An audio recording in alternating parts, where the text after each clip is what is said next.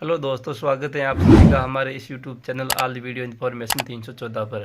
दोस्तों, आज हम जिस वीडियो पर अपना रिएक्शन देने वाले हैं वह वीडियो है पाकिस्तानी यूट्यूबर शोएब भाई का।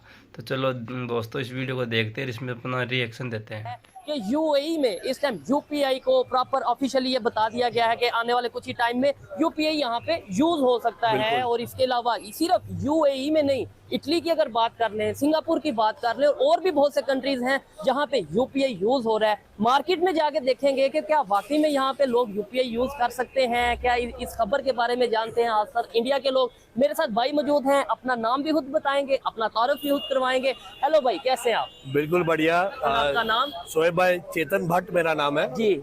मैं वैसे मुंबई इंडिया से ताल्लुकात यूएई में जी। चले, ये आज आपसे एक दो तीन सवाल पूछूंगा। एक तो यूपीआई के हवाले से, सेकंड ये पूछूंगा कि पाकिस्तान में बताया जाता है कि भाई अगर इंडियंस की या इंडिया की रिस्पेक्ट पूरी दुनिया में है तो उसकी रीजन ये है कि भाई आबादी बहुत ज्यादा है, जिसकी वजह से जो मुस्लिम कंट्रीज हैं वो रिस्पेक्ट करते हैं। क्या यूएई में, जैसे आप बोल रहे हैं कि 3 जनरेशन आपकी यहाँ पे रह चुकी हैं, तो इसमें आबादी की वजह से रिस्पेक्ट की जाती है या किस वजह से? तो ये, और आपने बोला चेतन भट्ट, तो भट्ट कहीं ना कहीं बिलोंग करते हैं कश्मीर से, जो मैंने, आप इसमें क्या कहना चाहेंगे कि आप? तो जी बिल्कुल, हमारे जो पूर्वज रहे हैं वो कश्मीर साइड से रहे हैं। ठीक है। तो जो भट्ट सरनेम थी वो धीरे धीरे भट्ट होती चली गई। ठीक हो गया। और हम फिर अलग अलग जगहों पर जब माइग्रेट किया तो कुछ टोली अलग जगह पर गए। हम गुजरात में गए नेटिवली, ठीक है। वहां से फिर मुंबई आए और फिर अब यूएई में है काफी सालों से। यहाँ पे मैं देख रहा हूँ, जैसे अगर कैमरामैन दिखाएं कि ज्यादातर जो लोग हैं या तो हमें इंडियंस नजर आ रहे हैं या पाकिस्तानी नजर आ रहे हैं हमारे भाई जोन से, लेकिन यहाँ पे मिलजुल के रह रहे हैं। यहाँ पे मैं ये समझता हूँ कि अगर ये शॉप एक इंडियन की, लेट्स सपोज ये शॉप एक इंडियन की होगी तो ये शॉप पाकिस्तानी की होगी, और बड़ा आपस में गपशप भी लगाएंगे। लेकिन वहाँ पे जाके क्या चीज आ जाती है कि हम इंडिया पाकिस्तान के नाम पे थोड़ा वो रखते हैं। और सेकेंडली यूपीआई, क्या यहाँ पे ऑफिशियली, मैंने तो ये खबर सुनी, आप क्या कहना चाहेंगे यूपीआई के हवाले से? तो यूपीआई जो है वो इंडिया का एक डिजिटल प्लेटफॉर्म है जो रिवोल्यूशनाइज कर रहा है फाइनेंशियल ट्रांजैक्शंस को। ऐसे ही है। मकसद ये है कि जितने हो सके उतने ट्रांजैक्शंस को डिजिटलाइज किया जाए, बिल्कुल, ताकि जो मार्केट है, जो सही जो पैसों का फ्लो है वो सही सोर्स पे जाए और वहां से उसका सही इस्तेमाल हो। नहीं, ये तो इंडिया का प्लेटफॉर्म है, तो इंडिया में तो समझ आता है। अब यूएई में भी ये प्लेटफॉर्म अगर आ रहा है, अगर ये ऐप आ रही है, तो हैरत वाली बात नहीं है आपके लिए। एक्चुअली यहाँ पर भी जो लोग हैं, जो जिसके पास स्पेंडिंग कैपेसिटी है, जिसके पास पैसे स्पेंड करने की कैपेसिटी है, अगर वो डिजिटल रूट अपनाते हैं तो उनके लिए भी, और जिस कंट्री में अपनाते हैं उनके लिए भी वो मनी कंट्रोल जो है वो बहुत इजी हो जाता है। एग्जैक्टली। और ये चीज मेरे लिए, हमारे पाकिस्तान के लिए थोड़ा सोचने वाली बात है कि क्या वजह, सिस्टम तो पूरी दुनिया में होंगे, मुख्तलिफ कंट्रीज के इस तरीके से ट्रांजैक्शन सिस्टम होंगे, लेकिन यूएई में अगर अनाउंस हुआ है, अगर यूपीआई की बात करें तो वो, और इसके अलावा इटली में, इसके अलावा और एक दो कंट्रीज हैं, सिंगापुर की अगर आई थिंक काफी यूरोपियन कंट्रीज अडॉप्ट करेंगे इस चीज को अभी, जैसे वो देखेंगे कि इसके क्या फायदे हैं उनके खुद की इकोनॉमी के लिए।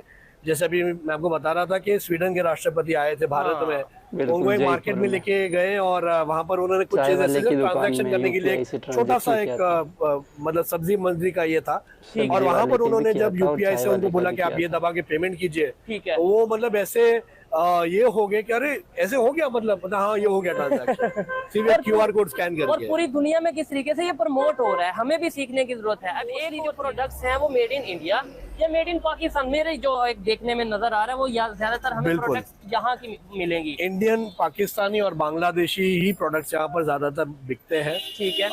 तो यहाँ पर उनकी बहुत बड़ी मार्केट है, ये देरा में नैफ मार्केट जो है ये इसी के लिए फेमस है। यहाँ होलसेल भी होता है, रिटेल भी होता है। अच्छा, अब वो मुझे बताइए कि क्या रिस्पेक्ट क्यों है इंडिया की, ये बताइए, और हमें पाकिस्तान को क्यों इग्नोर किया जा रहा है इंटरनेशनल लेवल पे? मतलब आप आबादी ज्यादा है, उसका एज ले रहे हैं, उसका फायदा उठा रहे हैं, या फिर क्या वजह है?